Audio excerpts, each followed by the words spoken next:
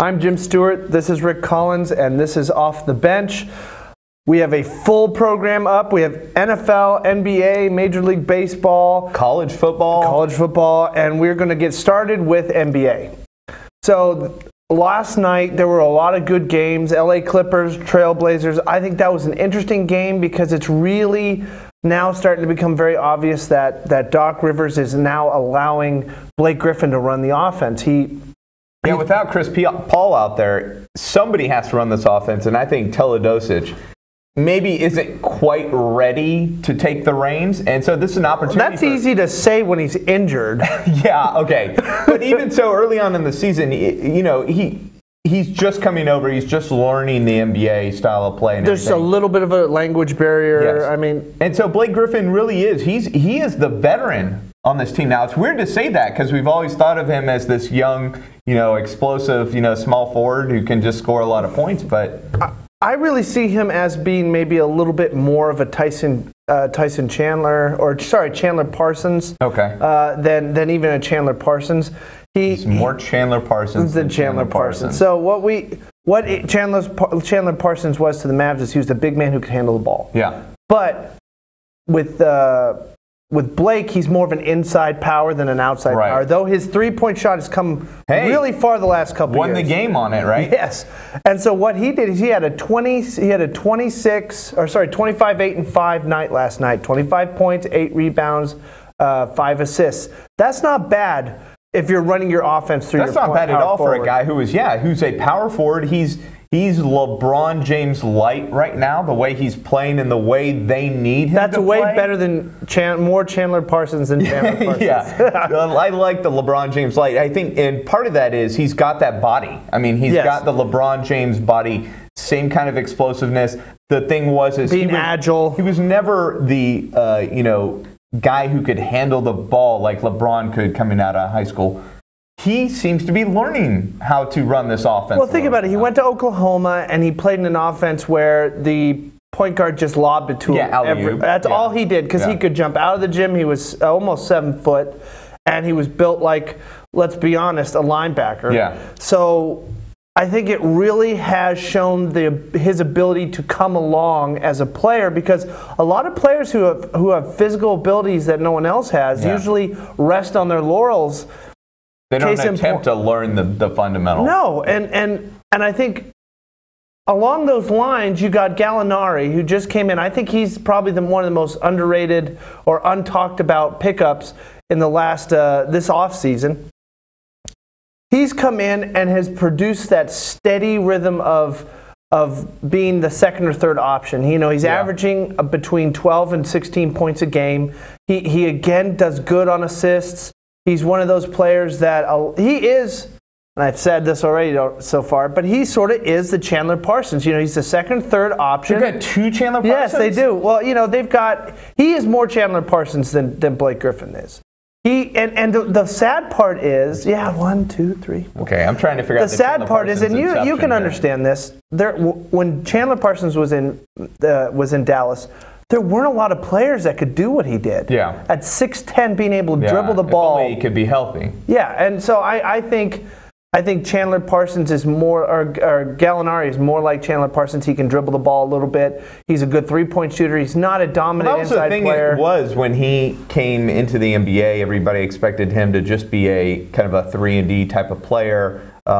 Maybe more Ginobili-esque. He could take the ball to the basket a little bit, but really a guy who just had good fundamentals and could shoot the ball, not a guy who could be, a point forward on a team. I like what they're doing in LA. I think their problem is going to be going forward. What do they do at point guard? If you've got good ball handlers, that certainly helps. But I don't think Austin Rivers is the answer. And he's not the answer. They've got to hope that there are certainly issues with having a point guard who is the son of the head coach. Yeah, they better hope the Super Serbian comes back and is able to have a decent season.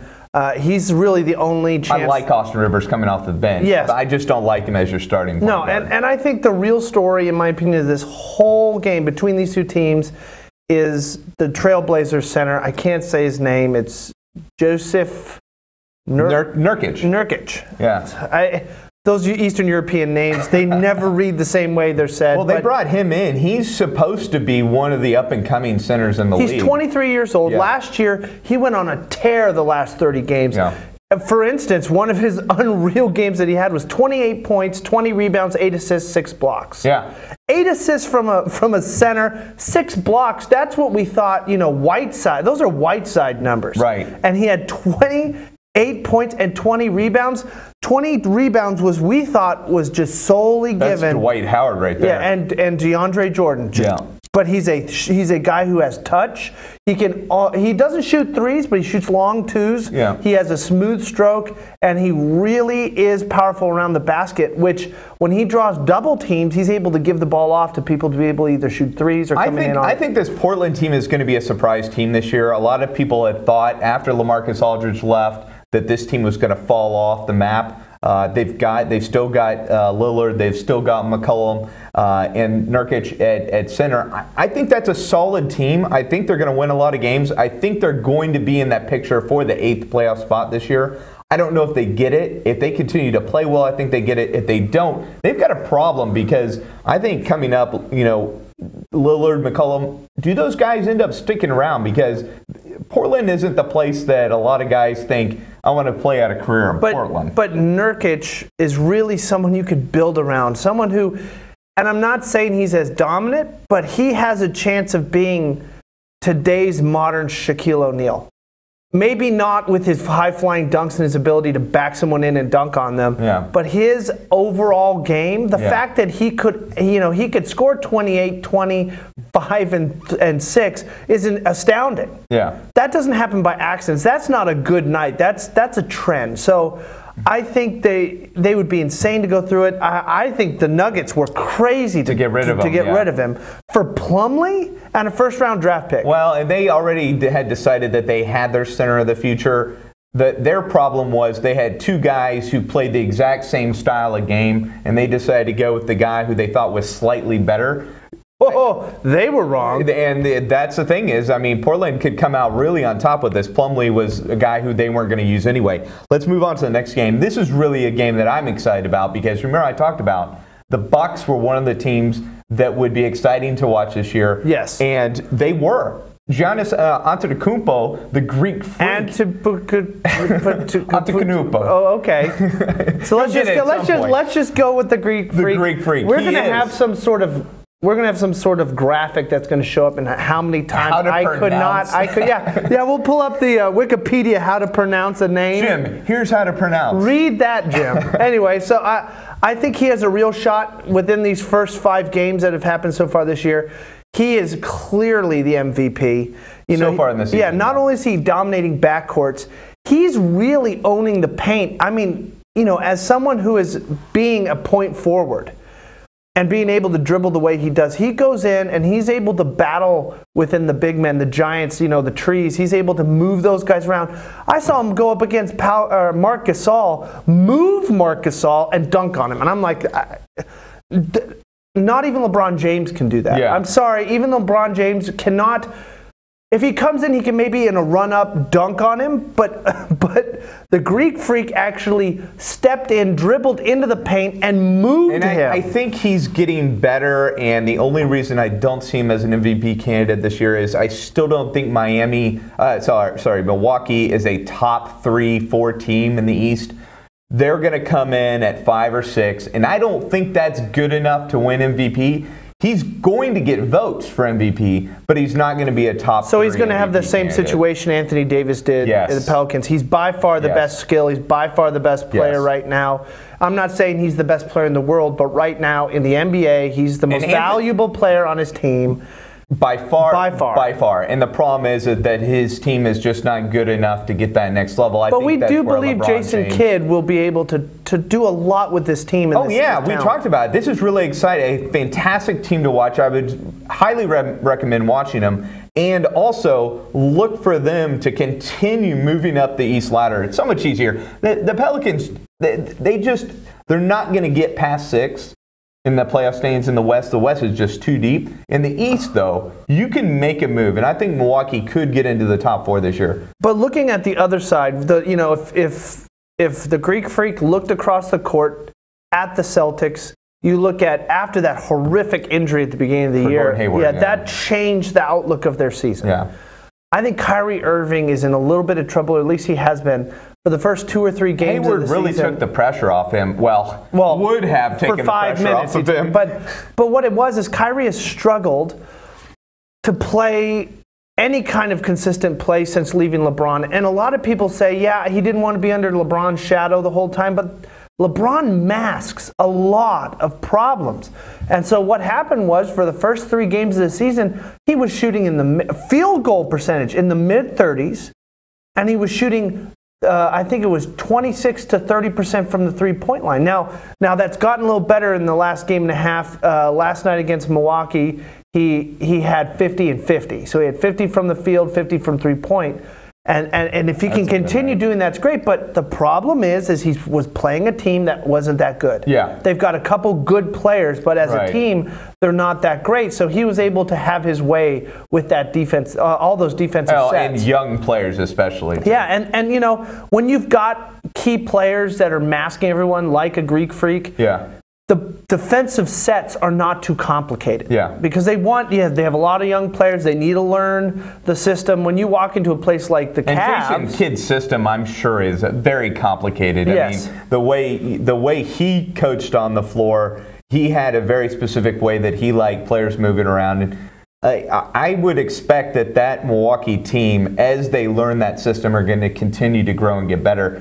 But until then, especially on the defensive end of the floor, it's going to be a challenge for them. So tell me something, because we're now going to go into the Mavs and the Grizzlies. I thought you told me early in the year that Adam Silver got rid of back-to-back. So, yeah. And it wasn't a normal back-to-back either. No. Back-to-back, and you're traveling in that back-to-back, playing against the same. Both teams traveling, right? And so it's a home for Dallas against Memphis, and then they go to Memphis to play against Memphis. I must have misunderstood that information. I believe maybe that's got to be for next year, because that's the whole idea is they talked about. You know, Charles Barkley saying these guys are wimps for not being able to play these back-to-backs.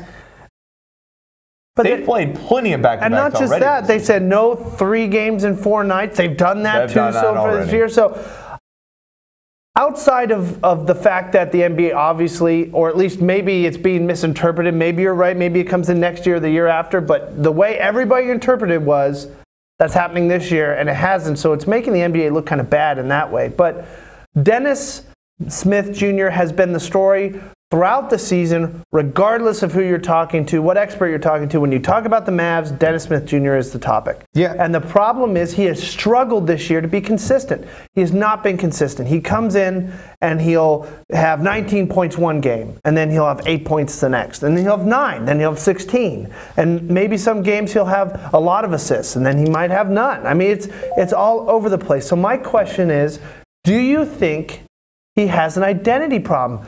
What kind of player is he? What kind of style does he play? Who does he look at in the league as a role model? We talked about this before, is that he does have a style problem, because the way he came into the league was he came in as a guy who attacks the basket, he's high-flying, he's dunking on people.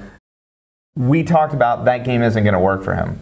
The injuries are going to catch up after a while. Well, the way he goes about attacking the gap. Derrick Rose had the same issue when he came into the league. He had to change his game. You saw the way Westbrook, when he came into the league, he changed his game and has become much more effective because he's produced from the outside, not had to drive and dunk every time. But you know what? Westbrook, if he's going to model himself around Westbrook drives more than he shoots. Yes.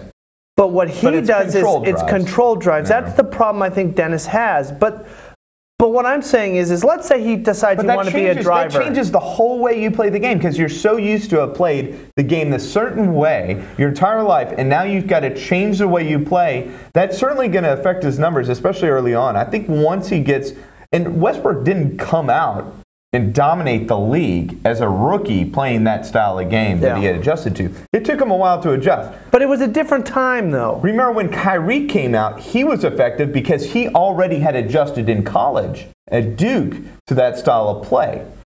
But I think it's been a little bit different. I think, playing in college, I think players either couldn't get into position fast enough to be able to stop him from dunking on them, or They just weren't as physical, which is probably a little bit of both. A little bit of both, I would bet. But now, you know, he was high-flying, going in, dunking, and then he had that one play in the second game where he decided that he was going to dunk the ball, and he went against a center and a power forward, and they knocked him. He landed awkwardly on his right leg, I think it was right knee, and he got like a bone bruise or some sort of infusion, whatever, which sounds like your whole knee is fused together.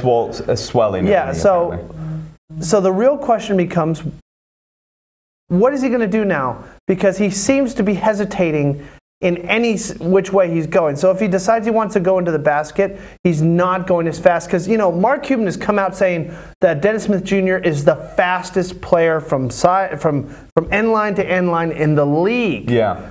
I haven't seen that speed. No, and I think part of it is he's also trying to learn the Rick Carlisle offense, and Rick Carlisle's, as far as I can tell, he's not letting him just run the court and be free-flowing in the offense. Rick Carlisle wants to run a certain offense because he wants to get the ball in Dirk's hands. He wants to create all this movement. That's not necessarily Dennis Smith Jr.'s game right now. I think we'll see Dennis Smith Jr. become more consistent as the season goes on. All right, well then let's shift the talk a little bit. Is it more of a Dennis Smith problem, though he is a rookie and he does need to learn, or is it a Rick Carlisle problem where he is not willing to change his philosophy or his gameplay based on the players he has? Well, I talked about this the other day when you weren't here, that I think, yes, Carlisle needs to make a decision if he's going to control this offense and force the players to do what he wants to do, or he's going to go out there and let these young guys play, the guys who they plan to build around for their future. He needs to decide which one he's going to go with, because right now it seems like part of the game he's controlling, and then part of the game he's letting them play. They can't build consistency on that because Noel gets 12 minutes one night and comes out and gets 25 the next. Then he's back to 12, then he's back to 20. And Carlisle's using this excuse of, well, the matchups just don't work out for him.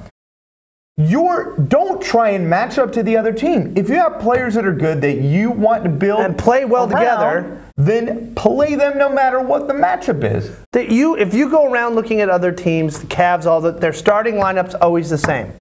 It's always the same, and the same guys come in the same periods. Maybe they're off by 1 or 2 minutes, depending on what kind of run is going on or something. But you always see the same players playing for the same team for the same amount of minutes. If you go to the Cavs, they're all getting generally the same amount of minutes every single game. I think unless it's a team like the Kings or someone who just doesn't have an identity, then they're all over the place. But you can't, and we had this discussion last year with Brusino and all those players coming up.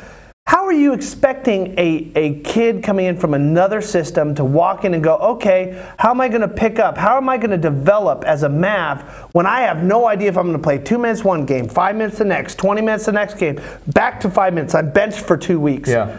That you can't build consistency, and people don't realize that consistency is not gameplay. It's also confidence. Yeah. They got to be confident that if Dennis Smith is dribbling down the court and he sees an opportunity that he knows he can make, but there's always that chance that it's not going to work. Someone's going to block him or something. But he needs to know that he can go, I'm going for it. Yeah.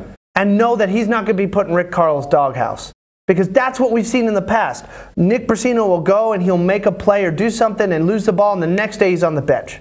Which means that he goes, okay, I can't be me, because if I'm me, I'm going to be put in the doghouse. Because if I mess up by going off script, I'm done. Yeah. And you can't run plays. And we talked about it the other day. Is Dwight Powell getting more minutes than Nerlens Noel right now? That's not been working out for the Mavericks. That can't happen. And it feels like they're forcibly putting him in because they've got this huge contract with him, and they're trying to make him into a player that he has never been. There's a lot of mess going on in the rotation, in the substitutions, and the minutes.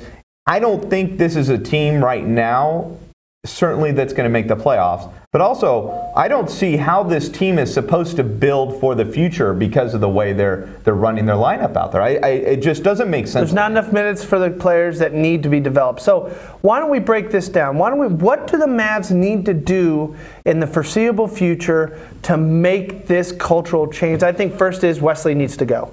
I don't care if you did it for the visiting team's vending machine. We need to get rid of Wesley Matthews. Give me a bunch of donuts. I'll take it. He's not a part of the future of this club. He's playing well right now, but I think that's actually beneficial because I think now trade value. Yeah, his trade value's up.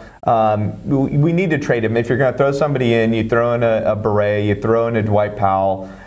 Get value for guys who are not part of the plans of the future of this team. Devin Harris. You've got to get young guys back. We need draft picks. We need to build.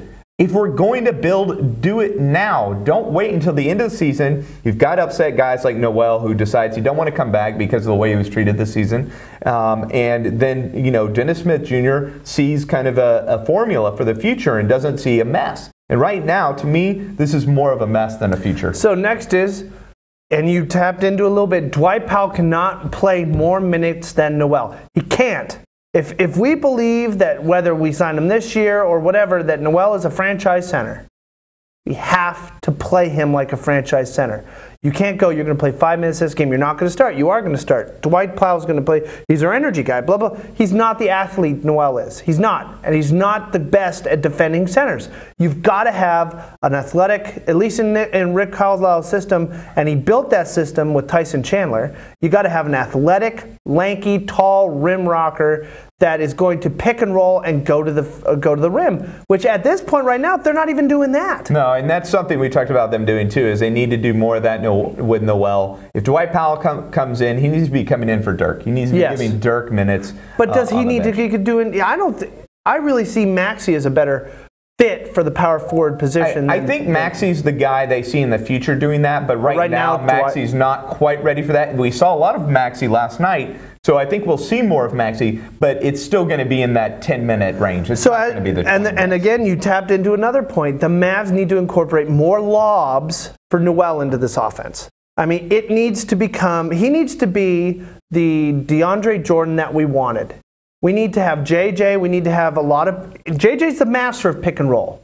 Get him in the pick and roll. Have Dirk on his left. Have Noel on his right. Act like you're going to pass to Dirk. Give it to Noel for a dunk. Or if everybody bites on Noel, you can give it to Dirk for the shot. Or you can take the shot yourself. Get the triple threat going. And they're not doing that. I feel like the last couple of years they've gone from passing the ball to ISO. Didn't it feel really ISO yesterday? Harrison Barnes by himself, Dirk by himself, no passing. There was very little style passing like we're used to. Yeah, and I think it's just, I don't know what the identity of this team right now is. I think that's the biggest problem. When we come back, we got college football. We'd be talking more NFL football weekend, which looks like a bit of a disappointment. And then we got World Series Game 3 coming up tonight. Darvish, next. We're so excited to invite you to our Stacy Furniture Anniversary Sale. Save today on Stacy's outstanding selection, up to 50% off select items throughout the store. Now's the time to buy that new bedroom, living room, or dining room suit. You can't beat these prices anywhere. Name brands like Bernhard, Hooker, Universal, and Sherrill, all on sale today. It's Stacy's Anniversary Sale only happens once a year. Shop Stacy's today or visit us online at stacyfurniture.com. Remember, when you're shopping at Stacy's, you're shopping with family. College football weekend, there's actually a lot of great matchups this weekend in college football. I think this is the weekend where college football is going to overcome the NFL because when I was looking at the matchups for the NFL, it's not any good. College football, we even got a decent game last night. We're starting to get into the meat of the season now. You've already done a lot of the matchups, and a lot of the teams want to make sure that they play the weaker teams early on in the year so they can get their ranks up. But, when we start looking at it, case in point, Penn State take on Ohio State this week. Fox Sports thinks that this is the biggest game that they've ever had in their channel's history. And it's at the Horseshoe. Horseshoe. You know it's going to be a crazy packed crowd. The game's going to be awesome because, Ohio State has improved throughout the year. They started off very slowly. Barrett still can't really throw the ball, but that offense has picked it up in the run game. Penn State run game is dominant right now. Really, Barkley has been a monster, and he's probably the most complete back. He has probably almost 500 yards receiving. He's got about 700, 800 yards rushing. He's got 11 total touchdowns. He's been a monster. Now, and Ohio State, they've still got a shot at the college football playoffs, but they have to win this game Because if a Big Ten team is going to get in, it's going to be the winner of this game, I believe. Michigan State still has a legitimate shot, but they haven't had the schedule that Penn State or Ohio State has had. So here's my question about Ohio State, and I'm about to bring up a team that everybody knows I'm going to bring up. If Ohio State runs the table and Oklahoma runs the table, they both have one loss. Who goes first? Unfortunately for you, Ohio State goes They first. beat Oklahoma. That's the tiebreaker, right? No, because of the strength of schedule. Strength of schedule. Tell me outside because how bad the Big 12 is this year. But it's not. They have three teams right now in the top 15. They have one that's in the top 5. If they sweep the table, they beat Oklahoma State. But you've also got the problem of Oklahoma lost Iowa State. Oh, I don't know. Yeah. Okay. But that means that Ohio State lost to an Oklahoma team who lost to Ohio State. And it doesn't matter. That's just the way they do it. I hate the homer over here. But anyway, so Stanford last night is really proving to the country that the Pac-12 might be overrated. They haven't been the same since Chip Kelly left Oregon.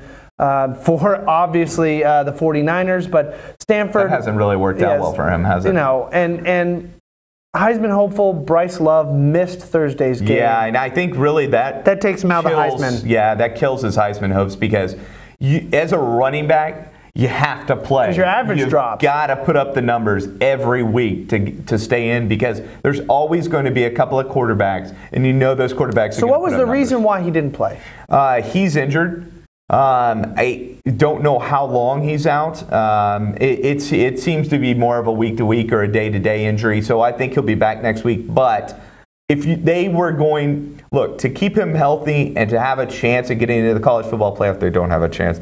But they did win their game. Yes, they did win the game, and this was a game that you would be okay with him sitting because Oregon State is so bad. But you believe that Stanford's out of the playoff picture? I don't think they have a shot. I think the Pac-12 is very clear now over the last couple of weeks that they're overrated. Washington and Washington State losing really hurt their hopes. USC has been bad. UCLA is not any good. It's hard to say that there is a good team now outside of Stanford, and Stanford hasn't been that great this year. They've really just been kind of sneaking by every week. I think when it comes to divisions, Big Ten obviously crowning of all the divisions when it comes to college football. Then it's a fight between the SEC and the Big 12 for number 2. Then it goes Pac-12. I think the ACC is better than the Pac-12 this year. I think the ACC has quite a. And then Notre Dame is somewhere by themselves because they are their own conference. Notre Dame is now part of the ACC as far as football goes. Okay. Basically, I mean, they're not affiliated. They're not affiliated because they're making money else. But they're playing the ACC schedule, and they have a huge ACC opponent this week. But the ACC when they play NC State doesn't accumulate Notre Dame. No, they don't get their points in there. No. So what it is if Notre Dame's having a great year and the SEC's not, the SEC doesn't get lifted up because of the record that Notre Dame has. So they have their own. But also the ACC was really holding on hopes of Clemson returning to the college football playoffs, and that doesn't appear to be happening. NC State's a very good team. They're playing Notre Dame this weekend. That may be the second best matchup outside of Ohio State and Penn State this weekend. I mean, there are a lot of good games. I don't know. You were really, really excited about Florida State. Florida. Look, it's the world's biggest cocktail party in Jacksonville. I went to it one year, and it is a huge party. But the party happens outside the game. The game is just a hashtag on top of it. Georgia is going to annihilate. That would be Florida. My guess. Now, but the swamp is hard to play. I also think this could be a trap game for Georgia because they are expected to annihilate Florida. Florida has not been that bad over the last couple of weeks. They've had some very difficult losses against LSU and A&M. I think it's a trap game. I think Georgia needs to go in there not looking forward to the SEC playoff game. They need to go in there looking at destroying this Florida team to prove that they are the best team in the SEC East. And I don't think it's going to be a problem, like you said, if they decide they're going to go in and not take Florida too much like an underdog, that they're going to just come in and it's an easy win. It should be an easy win. Yeah. But we might have a, U.S. men's national team, Trinidad Tobago situation going on where they're going to walk in going, easy game, let's think about next week. Yeah. And they can get – the problem is people don't realize in sports how momentum is something that you can't overcome a lot of times. You come in, you go, oh, well, obviously Florida's doing a good job against Georgia in the first quarter. Why couldn't they overcome it the rest of the game? Because that mindset can't be changed in 10 minutes. Yeah. You get, like Mike Tyson said, you have a plan until you get punched in the mouth. Yeah. And that's the problem. And they come in and you're shocked. Cannot take that first punch in the mouth. They need to come out and give Florida that first punch in the mouth. And I don't think that Georgia's going to have a problem. They seem to have a pretty good organization. They've been a smash mouth organization for about 5-6 years. Yeah, and actually, with the running game and the passing game this year, they've been really good. They could be, and we've talked about this before, they could be a threat in that college football playoff picture because right now it looks like Alabama by themselves sitting up there. Now, let's look at another game more locally that could be really big this weekend. Iowa State against TCU. If you had said this is going to be a big game at the beginning of the season, everybody would have laughed because TCU was not expected to be in the top 3 in the Big 12. Iowa State was expected to be one of the worst teams in the Big 12. And now we're looking at both of these teams are ranked. TCU's playing to stay undefeated and keep their hopes alive for the college football playoff. Yes. Iowa State just came off a huge victory against OU. This could be a big game. Because TCU has to win this game. They have a hard schedule coming up. It's not going to get easier for TCU. Well, the issue that TCU has is, let's say Iowa puts up a little bit of a fight. They've got to blow them out. Yeah. It cannot be a little bit of a fight because what will happen is if Iowa State keeps it at least decently close, they're going to say the whole Big 12 is a sorry division. Problem is, you never know. Maybe Iowa State was just underrated. Maybe they are better than they thought. Maybe they figured out something that works for them. You mean like having their starting quarterback play middle linebacker and be one of the best tacklers in the country? Yes. It's the most bizarre thing ever. Well, I think he's really good at – I think the thing that helps him with that is he reads the offense like a quarterback does. And so he goes, oh, I know where that's going. Lanning, he's been unbelievable this year. I remember watching the game against OU, and he everywhere. Had like 25 tackles. It was incredible. 25. It was nuts. He was literally. And then he went and played quarterback. Lanning, when their quarterback got injured, he's one of the. I haven't seen a two-way player in Division I football for a very long time, and not one that can play at that level anymore. No, and I really think that Iowa State. Now I could be completely wrong, and TCU could just.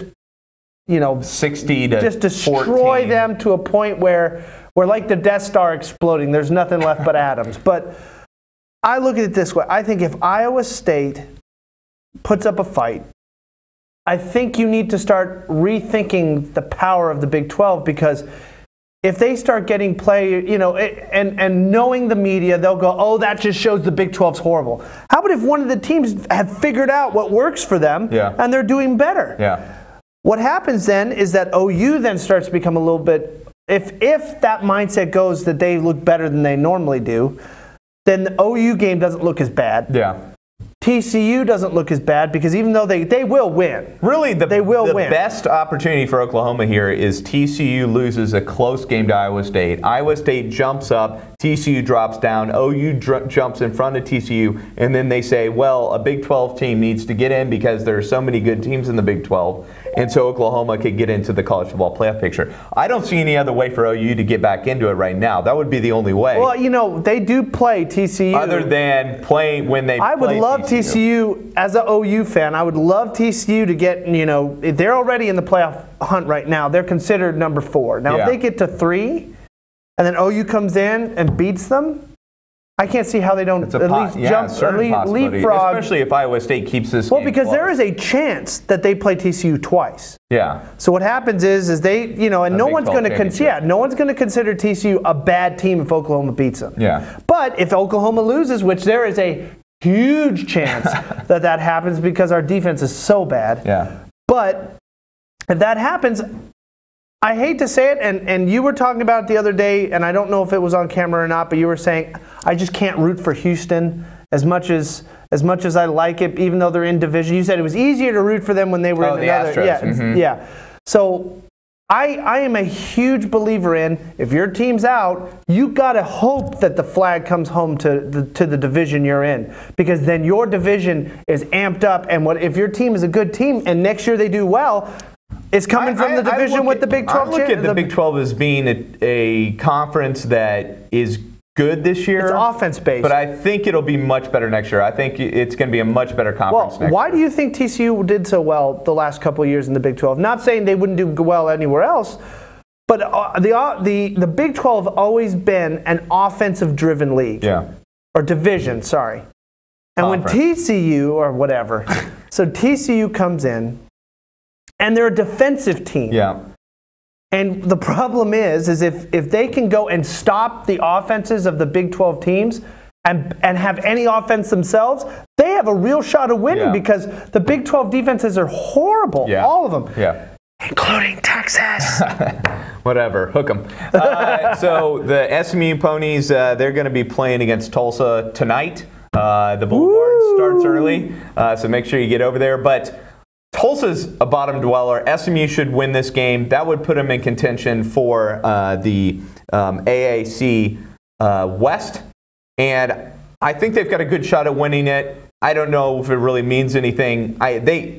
Look, SMU just needs to continue getting into bowl games. The AAC is never going to have a team get into the college football playoff as far as I'm concerned. I guess South Florida could get in there at some point just because they keep going undefeated every year. But it's just so hard to say because the competition they're playing against just isn't that good. Coming up next, we're going to be talking about the NFL and how exciting it is.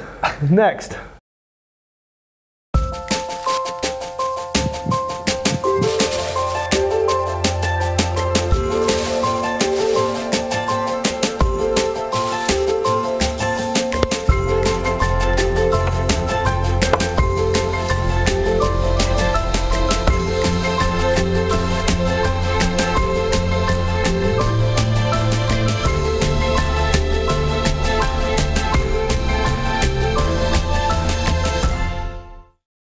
Well, when we left, Jim looked a bit bored. This NFL weekend not matching up to your expectation? I think the most exciting thing this year has been the matchup between college football and the NFL. And the problem is the NFL is not a parity league. No. It really isn't.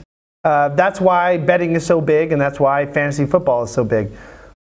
I don't see this weekend being particularly good for the brand. No.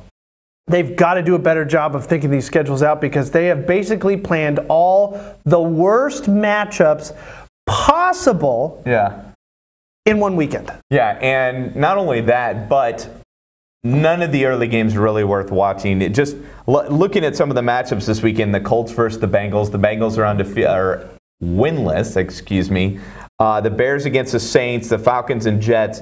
Eagles and 49ers, another winless team in the 49ers. Tampa Bay versus Carolina. Hey, look, at the beginning of the season, we would have said Tampa Bay, Carolina would have been a great matchup. This is a matchup to watch. But Cam Newton, now they're not good, and Cam Newton walking out of that press conference like I talked about yesterday. Excuse my French, he's lost his damn mind. He has.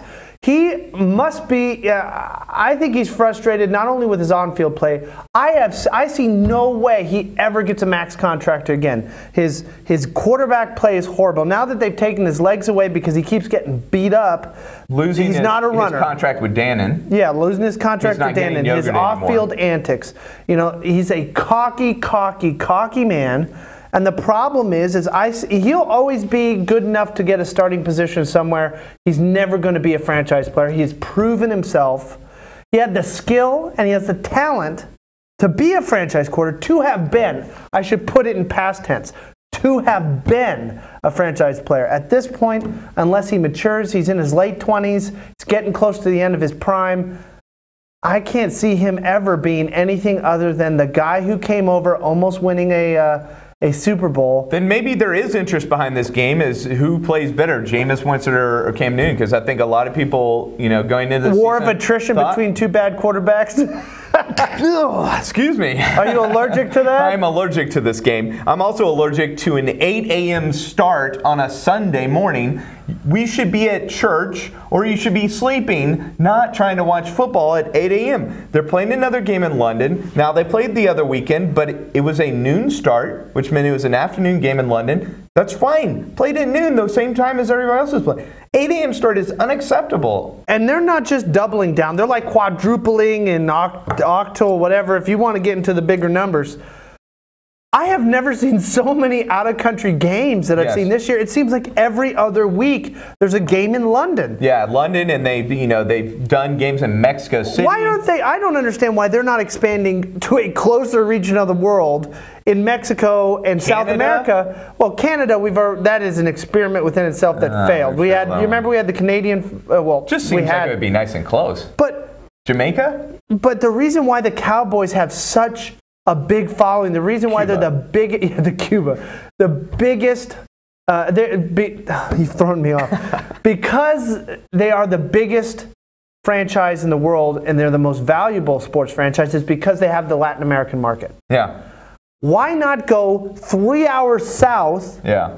Well, they've done Mexico City. I don't know why they're not continuing to do it. It's usually very successful, even though I can't understand the commentary. Be security and safety issues. I don't know. Anyway, the one thing that I will say about this game is at least have an interesting game in England. Yeah.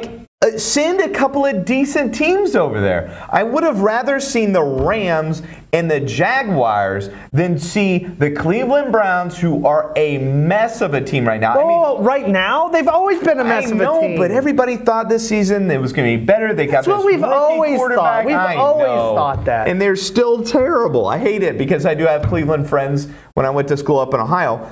But also this, you have an 8 a.m. game time. Brighton and Southampton start at 8 a.m. There are going to be more people watching that Brighton versus Southampton Premier League game, which neither of those teams are any good. More people will watch that than the NFL game that's happening at the same time. I just don't understand why they're scheduling that. And no one's going to DVR either because it's a horrible game. And this weekend is not a good weekend. The only good games, gladly for me, involve the Cowboys. Cowboys playing the Redskins, I think, is a really good matchup. I think we could dive into that a little bit. And then you get a good Sunday night and you get a good Monday night. But outside of that, this weekend is a mess. I think there is a really good chance that the Cowboys drop this one too. They have not gone up against a defense like that so far this year. They just haven't, other than maybe the Rams. That front four can really go after you. They've got a really good defensive back team. Their safety situation isn't the greatest, but they've got two really good corners. Josh Norman is going to be able to pull. Probably he's going to keep, he has sort of a record going. Healthy. Haven't you seen the commercials? As long as he's healthy. Yeah. You've seen the commercials though, right? He said that Dez has butter hands and stick for hands and all that stuff. I really think, and he has a tradition going now of keeping Dez under 2 catches and under 40 yards. I don't see them winning, because their defense isn't good enough to stop the Redskins' offense. They better hope that Dak doesn't get obliterated, because they have a good, strong run defense, and at that point you're going to have to lean on Dak. And Dak has proven so far this year that he's not the most consistent quarterback when you lean on him. We are going to see Sean Lee and Hitchens playing together. Yes. And even though last game you had a hammy scare again. Yes. He started limping all over the field again. So I think we'll see both of them fairly healthy this weekend, which will be a good sign for the Cowboys defense. But Chris Thompson and Jameis Crowder could have ridiculous weekends against the Cowboys defense. Those Jamison Crowder and Thompson, the running back, they're guys who catch a lot of balls out in the flat. They catch, angled balls in the middle of the field. And they'll use the battering ram, that is Samaje Perine. They might not give him a ton of carries, but he will run straight at the teeth of that defense and start beating them up a little bit. I think they'll give him 10, 12 carries, start beating up those defensive tackles a little bit, open up the, and down their aggression. That's how you down the aggression of a defensive line, is you run it into the teeth. Cowboys defense needs to come out and get 3 and outs the first couple of possessions. Give the Cowboys offense a chance, because otherwise this could get into a shootout, and I don't think the Cowboys can win a shootout right now. Okay, Texans Seahawks. I think it's a great matchup for a Sunday night game. Look, two good defenses. The Texans have been playing great under a rookie quarterback. Deshaun Watson's been maybe one of the best quarterbacks in the league this year so far. In rating, he has been. Yes, and then talking about the Seahawks, who have played better. They started out a little slow. They've played better. I think they're still a team that can get into the playoffs. And again, a defense that can shut teams down. So I think it'll be a very good matchup. Now, will it be an exciting game? I don't know about that. I think definitely an intriguing game. I think a game that's going to be close, but I don't know how much scoring is going to happen because both those offenses right now aren't necessarily effective. Then you have the Steelers versus your predicted NFC North Team of the Year. Know. The Detroit Lions. And look, sorry, this is the Sunday night matchup. Sorry, the other game that we talked about during the middle of the day, which going back to Seattle and Houston is the other 3 o'clock game. Those are the 2 3 o'clock games to watch. The Sunday night game, Steelers and Lions. Lions have not been as good as I hoped, but the Steelers have not been as good as people Problem said is, they would be. They're trending in different directions. Yeah, so Lions are trending down and the Steelers are trending up, even though Roethlisberger has not played well. And so if he comes out and plays well, this game could get ugly pretty quick. But the real story behind the Steelers is the infighting that is going on in the locker room. Martavis Bryant's going to be benched. He won't be playing tonight. Antonio Brown has come out and criticized Ben Roethlisberger and a couple other. Roethlisberger's gotten in the face of Tom Coughlin. Not Tom Coughlin, the coach. Offensive coordinator? No. Yeah, and I can't remember his name, but. Well, that's because he thoroughly destroyed him, apparently, in his ribbon. Yeah, and then, so there's certainly some issues that Pittsburgh is dealing with off the field. On the field, they have not looked great. They've still won games, though. That's the thing that concerns me for any of the other AFC teams is this Pittsburgh Steelers team, if they decide to play well, they could kill some people. What does Detroit need to do? Detroit's got to be able to run the ball just a little bit. Just run the ball a little bit. Abdullah's got to get 50-plus yards in this game. Well, you know what? If they could get 50-plus yards, at least keeping the Steelers' offense on the bench for a little while. They need to start testing out other options. They've tried Abdullah for about 3 years now. He's done nothing. Zach Zenner, maybe he's the answer, maybe he's not. He hasn't proven too much the last couple of years, but also he hasn't gotten a lot of carries. A lot of these some of these bigger running backs need to be fed the ball a lot to be able to start getting, some production. But, he's got 4.4 speed. He's maybe not the most maneuverable guy in the world. But the receivers is the place that you think needs to make the biggest contribution for the Detroit Lions. Marvin Jones Jr. and Golden Tate need to start making Matt Stafford look better. And part of the reason they haven't been able to is really because the offensive line hasn't been able to protect Stafford. Now, I don't see that working out this weekend either. The Steelers' defensive line is going to get after him. But they've got to make plays. Stafford's got to be able to throw up the 50-50 jump balls and expect those guys to make plays because they are playmakers. They have not been making plays the way that they are expected to make them. They've got to make plays this weekend. They've got to make plays going forward for this team to get into a playoff hunt because Minnesota, if they lose this game, Minnesota is going to jump out to a gigantic lead here. Yeah, and Monday night, we continue that excitement off of Sunday night into a divisional matchup Monday night. Where is this kind of matchup on Thursdays? Yeah. Thursdays needs better matchups. Yes, and this is... Because last night, we're not even going to talk about last night because you didn't even make it for the first quarter. No. Sean made it through Wasn't two. worth it. And I watched it. I'd rather watch the Mavs game than Thursday Night Football. What a beatdown of a game. Why are there so many teams that have gone scoreless this year? It's unbelievable how many zeros I've seen on scoreboards at the end of NFL football games this year. That's unacceptable in the NFL. How can you promote your business if one of the teams doesn't even show up in a game? I mean, there was no reason for them to show up, even though they did. Jay Ajayi, as good as he is, 24 yards? 23 yards on 13 carries. 21 of those yards came on one of the first plays of the game. After that, he had 2 yards on 12 carries. Jay 2 Cutler, yards on 12. I mean, I feel like maybe I could go out and get 2 yards on 12 carries. I could get 2 yards of carry. It's possible. You just I might not survive forward, it. You just kind of dive under the legs of the big guys, and you might be able to get a yard or two. We do pick and goes. Every once in a while. But we might not survive it. Yes. We'd be dead at the end of the game. But we could average 2 yards of carry. I think Broncos and Chiefs will make up for the lack of Thursday night football because those are the 2 off nights. That's not Sunday. Thursday night football should be good. I hope Chiefs. They've been struggling a lot. Sorry, Monday night. Don't say Thursday night's going to be good. No, don't ever say that. You just jinxed it for the rest of the year. So, like it's been good so far. Broncos, Chiefs. Broncos have been slipping for some reason. The offense isn't doing very well. Simeon is looking more like the 7th round pick that he was than the guy that beat out Paxton Lynch at the beginning of the season. But what does that say about Paxton and Lynch? Osweiler last year. Yeah, I know. I think Paxton Lynch, man, the Cowboys thought about not trading and picking Lynch in the 3rd round. Well, I'm glad they picked Dak because I'm not sure Lynch would. Man, where would they be if they had Lynch at quarterback? This I think can be a game in disguise.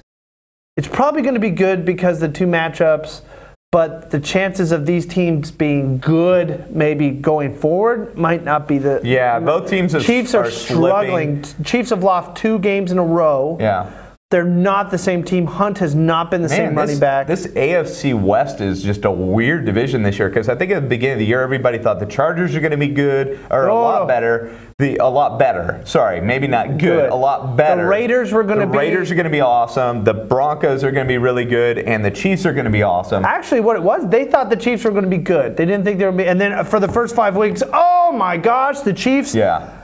Call the season, Chiefs win the Super Bowl. And then the Broncos were, they were like, okay, well, Simeon's looking really good. Yeah. We think this could be a playoff team. Yeah, their defense is then, awesome. oh my gosh, Derek Carr. And that Oakland offense. Now they've got beast mode. Oh my goodness. Yeah, with Mack and everything. I mean, it was a division that was expected to be really good. Melvin Gordon with the San Diego Chargers and that defensive line. And none of these teams have produced nearly as well as people thought they would. Obviously, Kansas City, I think early on, produced unbelievable numbers. Yeah, much better than people thought, but obviously are starting to slip back. I think they had a honeymoon after beating the Patriots. It's so weird. The Patriots just keep plodding Well, that's along. why. Yeah, that's all. They don't do anything flashy. They just keep plodding along. They are the Cleveland Cavaliers of the NBA.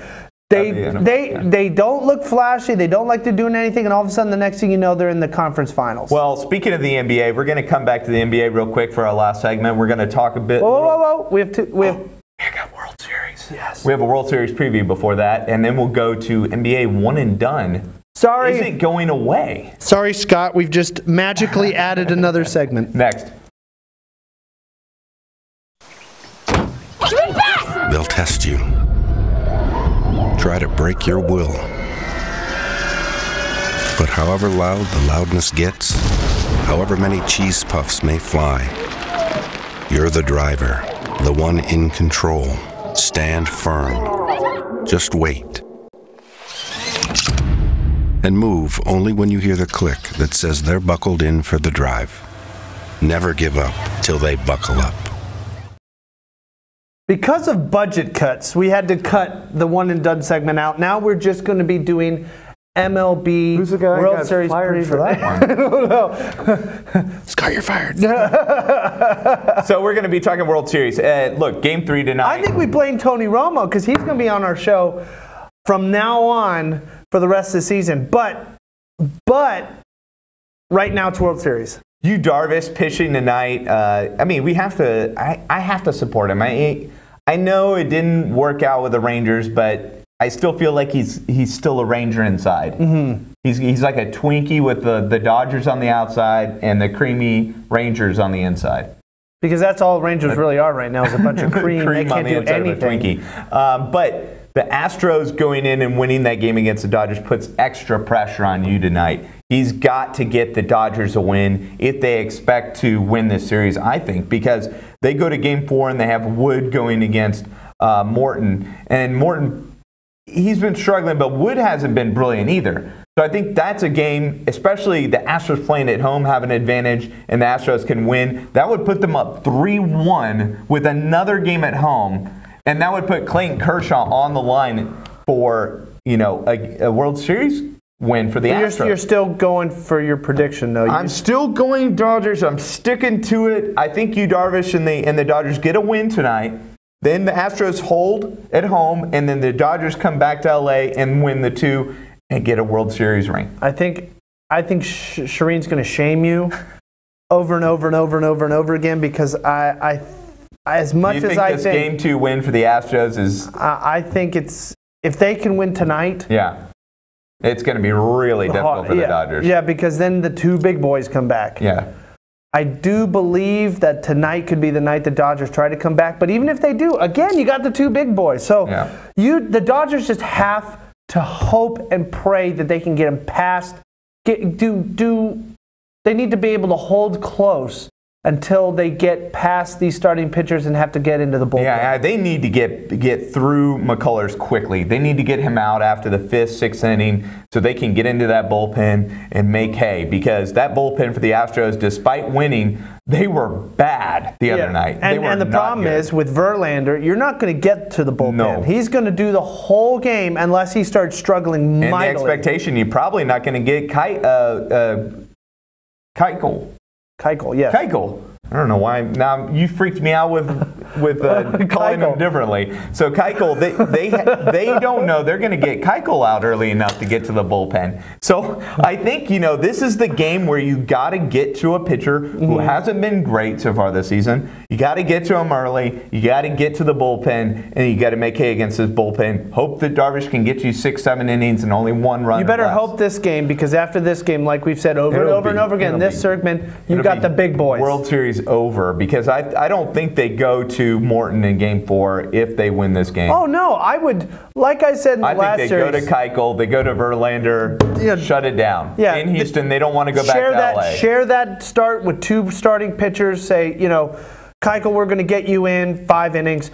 Morton comes in probably to finish off that game, and then you bring in Verlander in the next game and hope he goes 9 and be done with it. Because they don't want to go back to LA. And even if I'm tired, if I'm Verlander and you need 1 more win, I will pitch until my arm comes off to get a ring. Yeah. Because people don't understand how hard it is to get a ring, let alone make the playoffs. Yeah, the playoffs is hard. Remember the 2 Rangers World Series, and now it doesn't look like they're going to be back for another 10 years. So it's going to be really difficult.